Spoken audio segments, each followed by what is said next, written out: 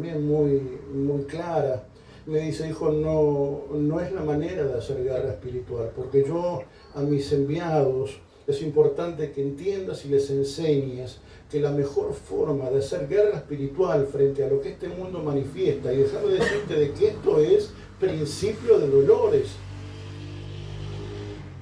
Y yo no cabía en mi asombro, porque yo venía de una estructura en donde cada vez que yo veía un po tirado, ya me paraba y oraba en lenguas, donde yo veía así un cartelito de algún lugar en donde no se adora a Dios, yo me paraba y empezaba a orar en lenguas, porque creí que esa era la única forma de poder hacer justicia. Y el Señor me corrigió y me dijo, hijo, esa no es la mejor manera. No es que no fuera correcta, no es la mejor manera. Y es acá donde buena parte de mi pueblo no lo entiende. Porque la mejor manera de hacer guerra espiritual no es hablando en lenguas, no es intercediendo, no es haciendo vigilias, no es haciendo montes de oración. Y no es que eso esté mal, está bien y es absolutamente necesario. Pero más necesario que eso, me dijo el Señor, es hacer lo correcto. Porque muchos hoy van a mi casa, participan de montes, oran precioso en lenguas, son parte integral de la congregación, tienen una responsabilidad dentro de la congregación, se congregan de lunes a domingo, pero cuando salen de ese lugar no viven de la manera correcta. Y cuando vos vivís, Marcelo, de la manera correcta, cuando vos sos sólido, cuando no hay ningún trecho entre lo dicho y lo hecho, lo que estás haciendo es guerra espiritual.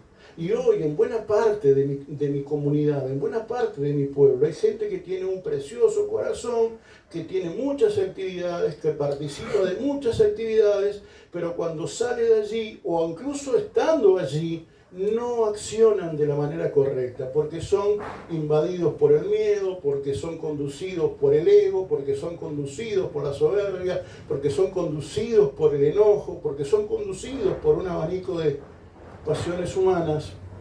Y el problema es no que tengan pasiones humanas, porque de hecho es lo que somos, humanos. El problema es ser conducidos por eso. Y cuando yo recibí esa exhortación y esa enseñanza, quedé maravillado, porque pude entender de una manera no religiosa que la mejor manera de servir a Dios es haciendo lo correcto.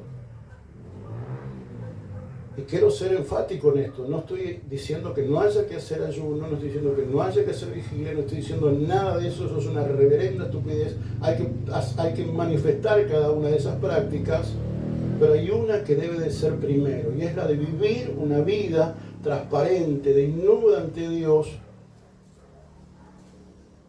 dejando en evidencia, no hacia los demás, sino hacia arriba, de que no hay ningún trecho entre lo dicho y lo hecho. Por eso para mí es tan importante el tema de la identidad, y es algo que quiero mencionarlo, porque yo sé que puede llegar a sonar un poco pomposo y vanidoso de mi parte, pero aquellos que somos parte de un colectivo y formamos parte de una comunidad, debemos de entender el ADN de ese lugar. Debemos de entender de que si Dios nos llevó a un lugar que tiene determinadas condiciones, es porque ciertamente esa genética es la que Dios quiere comenzar a impregnar en mi vida, para a partir de esa riqueza yo pueda seguir corriendo la carrera.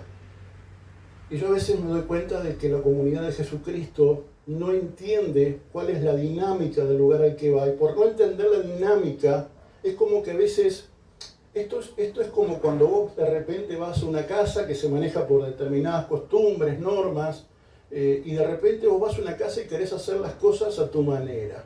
Y está bien, hay que ser auténtico en la vida, hay que ser respetuosamente desinhibido, ¿no? Hay que tener ese equilibrio. Pero cuando vos vas a un lugar, vos tenés que ser respetuoso de ese lugar. ¿Y qué significa ser respetuoso de ese lugar? ¿Significa no decir malas palabras? No, no significa eso. Significa entender cuál es la dinámica de ese lugar.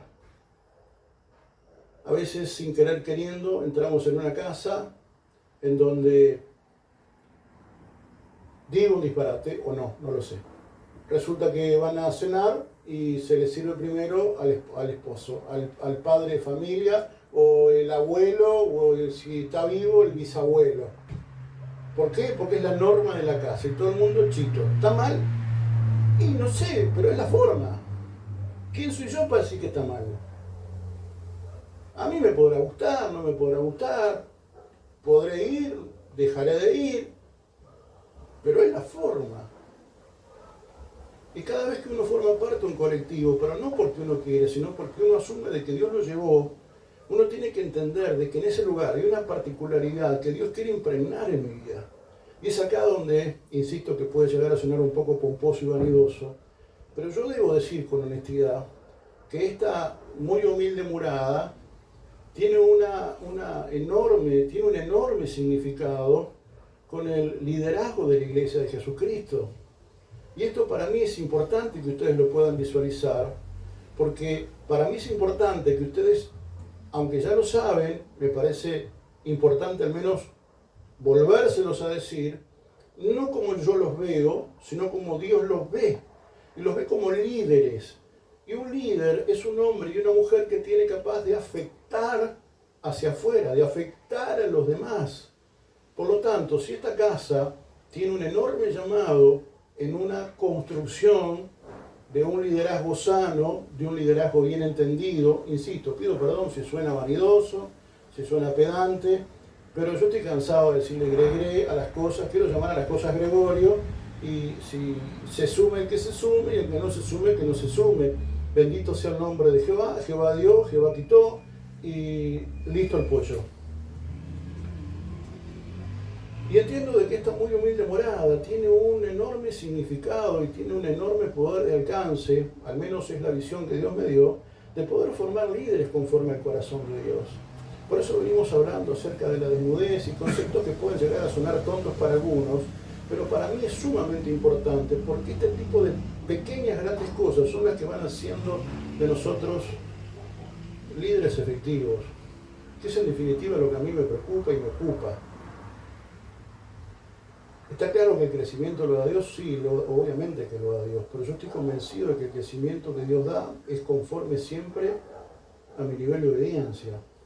Por lo tanto, el poder entender de que el ADN de esta casa está ligado con el tratamiento, el trabajo, con el ejercicio magisterial de formar líderes, para mí es sumamente importante, porque eso les tiene que llevar a ustedes a entender de que ustedes no solamente son eso, sino que son llamados a formar desde esa plataforma espiritual, una plataforma que no pasa por un púlpito, que no pasa por una plataforma literal, sino que pasa por los distintos ámbitos de la vida, porque mientras muchos buscan una plataforma linda y alta, yo puedo entender de que la vida tiene muchas plataformas. La panadería es una preciosa plataforma, la carnicería es otra preciosa plataforma, el supermercado, la esquina, la puerta de la escuela, son plataformas hermosas para manifestar reino, para afectar a los demás. Una palabra tuya en la puerta de la escuela puede llegar a cambiar una vida.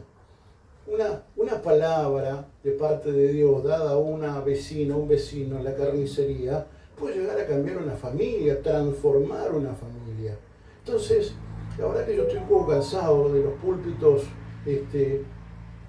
púlpitos eclesiásticos, de las grandes plataformas, y me parece que es hora de poder entender de que los verdaderos liderazgos se dan en plataformas absolutamente coloquiales, cotidianos, insisto, la panadería, la escuela, cualquier ámbito de la vida donde Dios te lleve, Dios te va a llevar a ser un protagonista y vas a comenzar a ver cómo vos tenés diseño, cómo vos tenés respuesta para esa gente. Pero no es porque yo sea o vos seas la gran cosa, porque yo o vos seamos los protagonistas, los reyes del baile. No pasa por eso, pasa por entender cuál es mi rol. Si soy de arriba, de abajo, de derecha, izquierda, no me importa. Pero hemos sido llamados a afectar desde una posición espiritual y desde una ciudadanía del reino que yo debo de comenzar a manifestar, primero hacia adentro, para después comenzar a manifestarla absolutamente hacia afuera. Dios comisionó, de hecho, si nos ponemos a profundizar un poco más, debemos de asumir de que Dios comisionó a su iglesia, es decir, a cada uno de nosotros, para manifestar su justicia. Y esto es un principio y un precepto divino de una enorme relevancia para la iglesia y para nosotros. Nosotros somos parte del poder judicial del cielo, y a donde nosotros vamos, la justicia de Dios va. Esto yo no lo entendí el supuesto 26 de junio de 1993, que no es tal fecha, sino que lo entendí mucho después. Y entendí de que yo no necesito estar orando en lenguas para manifestar justicia. El Señor me hizo saber con el tiempo de que yo, estando en el lugar correcto y haciendo lo correcto, siempre voy a estar manifestando justicia, porque yo soy un instrumento de justicia. Pastor, ¿por qué no me da alguna referencia bíblica como para poder aferrarme un poco más a ese concepto?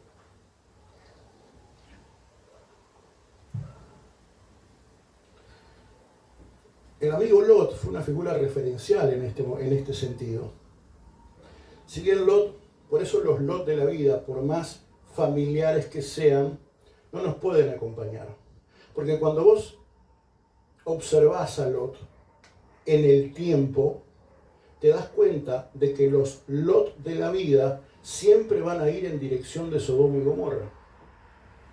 A diferencia de los hijos del Eterno. Los hijos del Eterno, hombres y mujeres con propósito divino, siempre van a tener una dirección a Canaán, a tierra prometida. Sin embargo, los Lot de la vida siempre van a tender a Sodoma y Gomorra. Por eso era necesario que Dios sacara de la vida de Abraham a este sobrino. No porque, no porque fuera mal tipo, o capaz que era buen tipo. El problema es que no te suma para lo que Dios tiene para vos.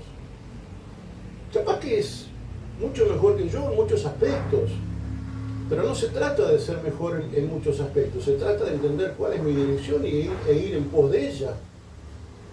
Y es allí donde hay Lot que ya no pueden estar, porque los Lot siempre, cuando se da ese evento, ese choque de culturas, en donde la cultura del reino choca con la cultura que gobernaba sobre Lot, Lot elige el llano que iba en dirección de Sodoma y Gomorra, y es que esa siempre va a ser la dirección. Dijera mi papá ya fallecido, sacátelo con peine fino. Es así, más tarde o más temprano, los Lot siempre van a intentar llevarte en dirección a Sodoma y Gomorra.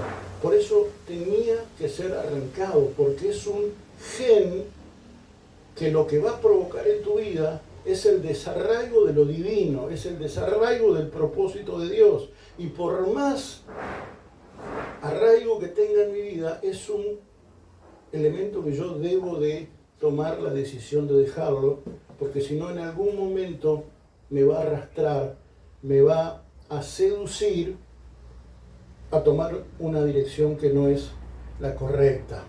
Cuando Lot lleva a ese lugar, si bien fue decisión de él, ustedes recordarán de que Dios manda ángeles a destruir ese lugar, a observar ese lugar.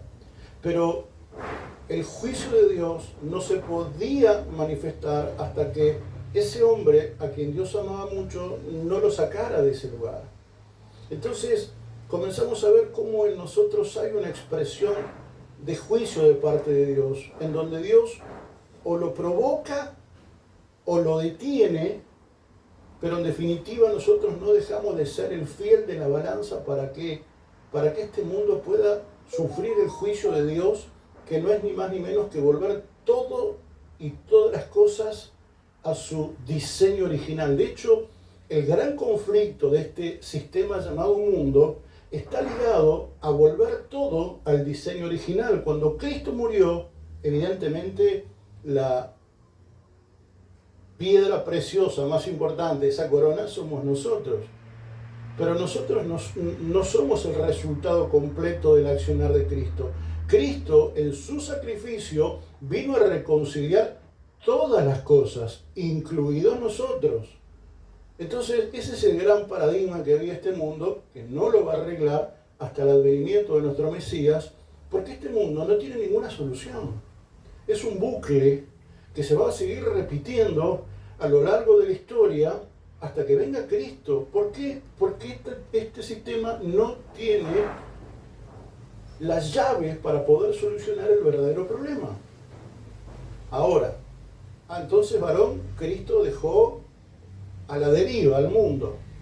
Cristo dejó al mundo que se hiciera pedazos porque no le importa. No, nos puso a nosotros para que desde nuestro accionar podamos ponerle nombre a las cosas y manifestar juicio. La venida de nuestro Señor Jesucristo, de nuestro Mesías, fue para nosotros y para el mundo el evento jurídico más importante y sustantivo de toda la historia cósmica. Cuando nuestros almanaques se parten a partir de Cristo, el antes de y el después de, no es ni más ni menos que la evidencia tangible, la evidencia visible de lo que Dios hizo en el plano espiritual e invisible. Dios partió el sistema cósmico, este universo, Dios lo partió al medio a partir de Cristo. ¿Por qué? Porque Cristo vino no solo a traer redención, sino juicio. Porque mientras Cristo venía, porque ustedes se han preguntado, ¿por qué por un lado? ¿No? ¿Por qué por un lado el diablo se ensañó en matar a Jesucristo, pero de repente cuando lo tenía allí, era como que hacía lo indecible porque tampoco muriera? Y yo, ahora a mí me generaba un conflicto, porque digo, pero tiene un conflicto de personalidad este muchacho. No me refiero a Cristo, me refiero al diablo. Lo que pasa es que, claro, la comprensión que el diablo no tenía era que Dios no solamente venía a salvarnos a nosotros, sino que en ese acto jurídico que se consumó cuando Él muere en el madero, no solamente representó para nosotros muerte, sino que representó para Él un juicio eterno. Jesucristo es la máxima expresión de justicia absolutamente referencial para nosotros. Cuando el Señor vio a una ciudad con buenos ojos, una ciudad llamada Nínive,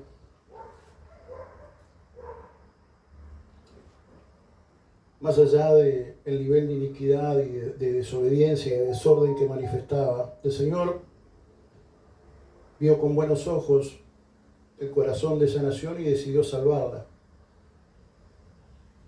Había un juicio de Dios sobre Nínive, pero Dios no lo manifestó. ¿Por qué? Porque primero tenía que mandar a su siervo para que predicara la palabra, para que diera a conocer el nombre indecible, y a partir de ese reconocimiento de quién es Dios, la gracia de Dios reposara sobre esa nación y la destrucción no le hiciera colapsar. Entonces, un solo hombre, un profeta de Dios llamado Jonás, funcionó como un agente de justicia que trajo perdón de los pecados sobre esa nación y los eximió de la destrucción absoluta. Un hombre.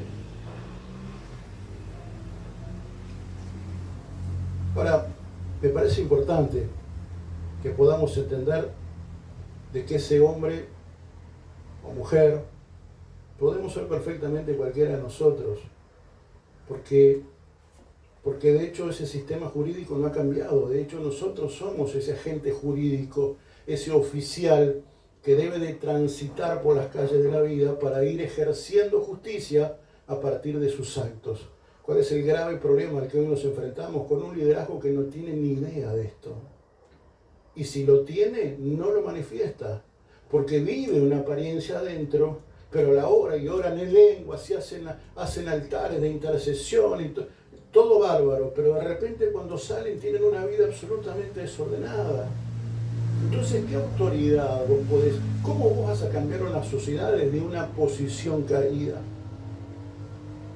Necesitamos reconciliarnos con nuestro Señor para que verdaderamente no sean, ¿no?, mis vanas palabras, para que mis palabras no sean vanas repeticiones, sino que mi sola vida, no por mi virtud, sino porque a Él le plació hacer de mi vida templo y hacer reposar su gloria, manifieste justicia. Pero hoy el liderazgo, no sé si no lo entiende o no lo quiere entender, porque eso implica el tener que renunciar a su vana manera de vivir. Y eso es lo que la iglesia tiene que predicar. Varón, pero es muy difícil. Pero mire que yo lo he hecho hace años que lo vengo haciendo. Y la verdad que como los leprosos, de cada 100.000 viene medio, porque ni siquiera uno. Y bueno, no importa, varón. ¿Usted se acuerda cuando Dios manda, esto ya se los he compartido, pero el público se recuerda? ¿Ustedes recuerdan cuando el Señor comisiona a Moisés para ir a hablar con un hombre al que le advierte que no le va a escuchar?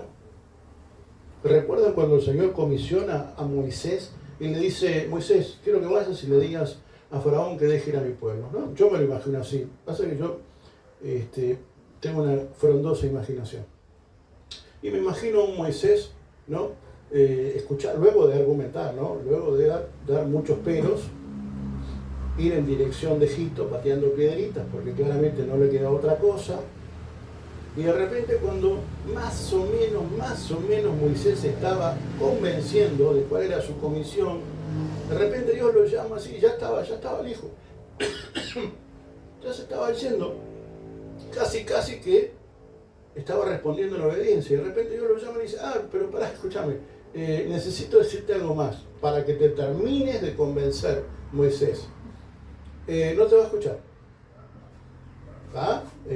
Es más, no te va a dar ni cero corte. No te ofendas si no te dice buen día. Y mucho menos si no te dice chao cuando te vayas. Y yo me imagino, insisto, en mi frondosa imaginación, a un Moisés que tenía los ojos más grandes que la cara, ¿no?, con un gran signo de interrogación, como diciéndole a Dios en su sola expresión: ¿y para qué querés que vaya? Si ya me decís que me va a decir que no.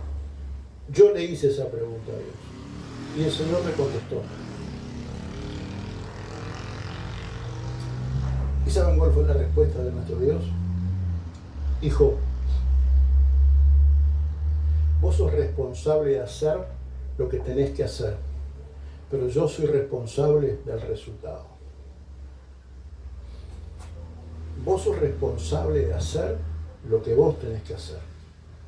¿Cuál es el grave problema a veces al que nos enfrentamos los líderes de Jesucristo? Que fundamentamos muchas veces nuestro avance o nuestra acción no en función de la misión, sino del resultado. Y el resultado es de Dios, no es nuestro. Entonces hay mucho líder hoy que pone en práctica un diseño que no se lo dijiste vos, no se lo dije yo, no se lo dijo ningún profeta, ni se lo dijo ningún apóstol, ni se lo dijo nadie más que el Espíritu Santo. Y de repente, me fui. Ya aprendí algo, mientras me acuerdo. Estábamos en el año... Estoy tan consustanciado. Es como que, venga Dios y te dé una palabra, sea Dios mismo el que te dé una palabra y de repente vos vas y accionás y no tenés el resultado que vos esperás. Porque uno tiene un preconcepto, un prejuicio de cómo debería de resultar. Y siempre es inevitable, y me parece que está bien, el pensar de que cuando vos vas a un lugar, va a haber la manifestación de Dios. ¿Cuál es la manifestación de Dios? ¿El relajo? No. ¿El desorden? No. ¿El pecado? No. Todo lo contrario. Va a haber orden, va a haber sanidad, va a haber santidad, va a haber esto. Y de repente cuando vos vas, no, imagínate, vas a un hogar y un matrimonio que está en conflicto, hijos, una familia un poco disfuncional.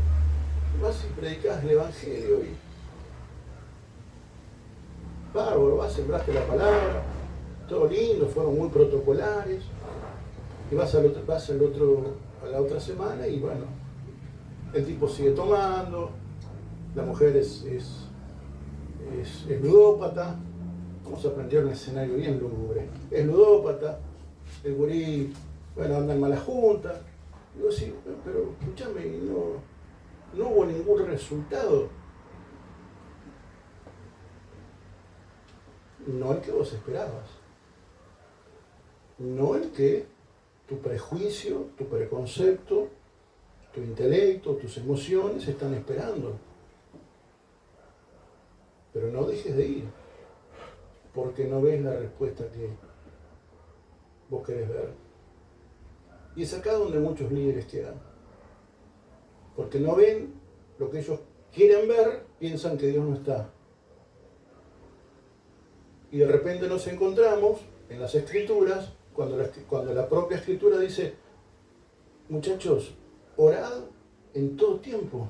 O sea, no dice, oren hasta que alcancen algo, hasta que alcancen lo que quieran. No, oren siempre, intercedan siempre, funcionen siempre en esta dirección. Pero no se queden, bueno, pero yo lo alcancé, ahora vamos a visualizar otra cosa. Y bueno, capaz que sí, capaz que no. Pero yo quiero hacer énfasis y foco en esto. Lo importante no es el resultado, y perdonen si estoy matando a alguna vaca sagrada, pero el resultado no es el fin en sí mismo, sino que el fin en sí mismo es el hacer lo que yo tengo que hacer de parte de Dios.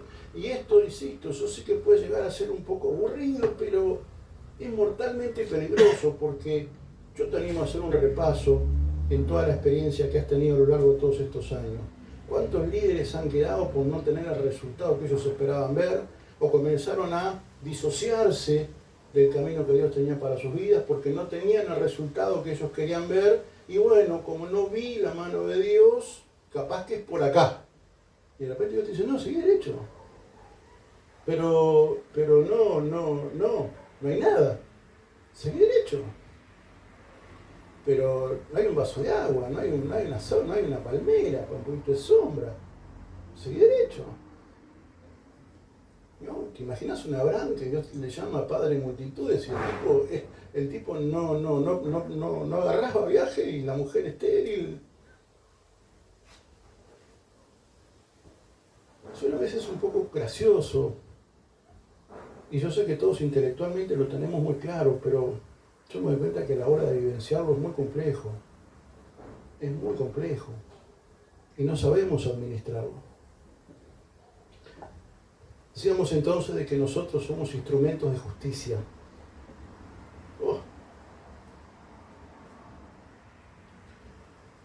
Y como tal, a donde vos vas, tenés que entender de que la justicia de Dios va a ir contigo.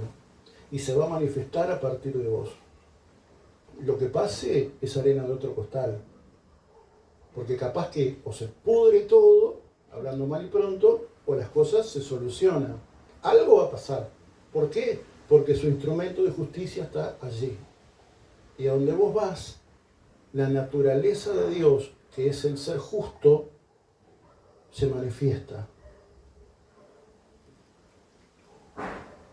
Ahora bien, cuando yo no soy funcional a su propósito,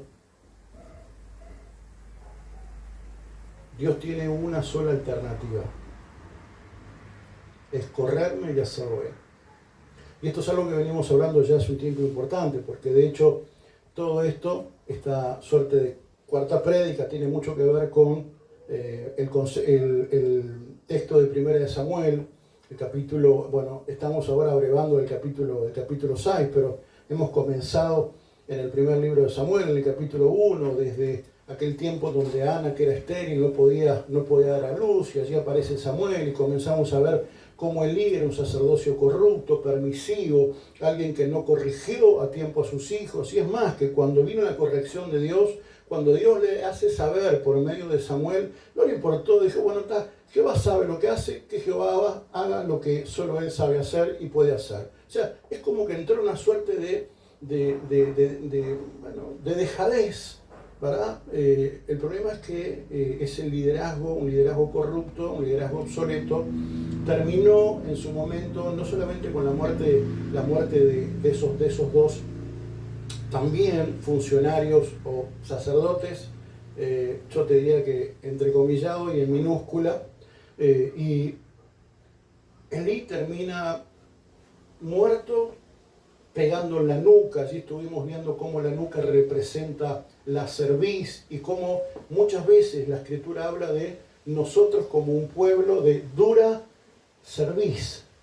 No es casual que ese sacerdocio corrupto se haya muerto cayéndose hacia atrás y pegándose en la nuca. ¿Por qué murió con un golpe en la nuca? Porque Elí se había transformado en un yugo de dura cerviz. Y a veces nosotros nos comportamos de esa manera, siendo de dura cerviz, y terminamos muriendo una vida espiritual porque no estuvimos a la altura, porque fuimos demasiado permisivos con una cantidad de cosas.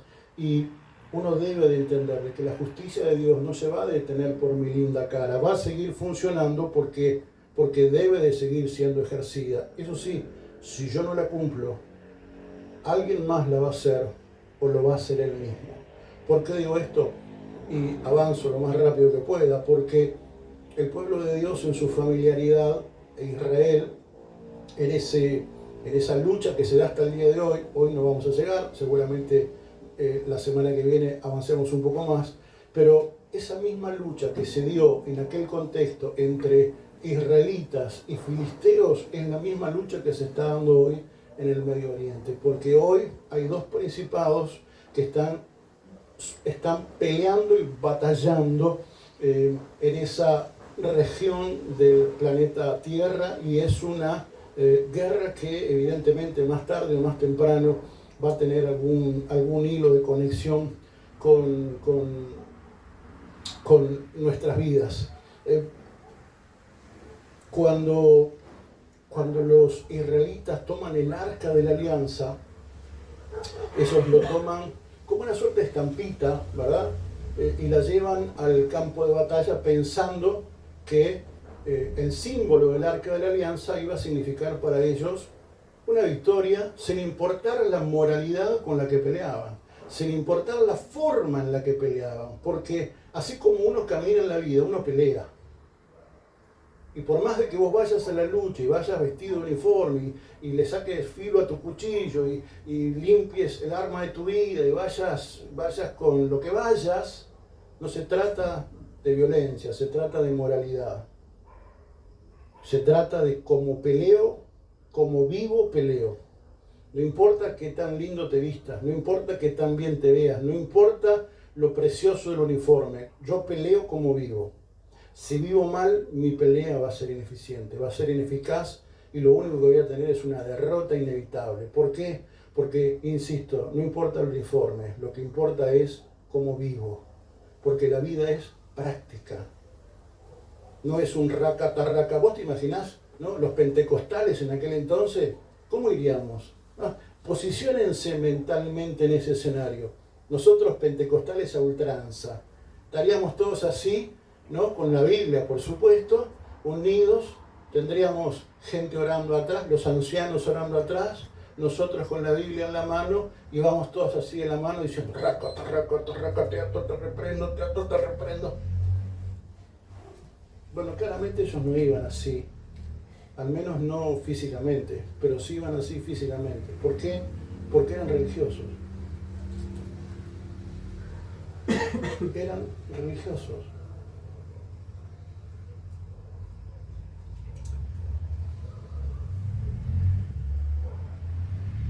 El arca del pacto ellos la pierden, era obvio.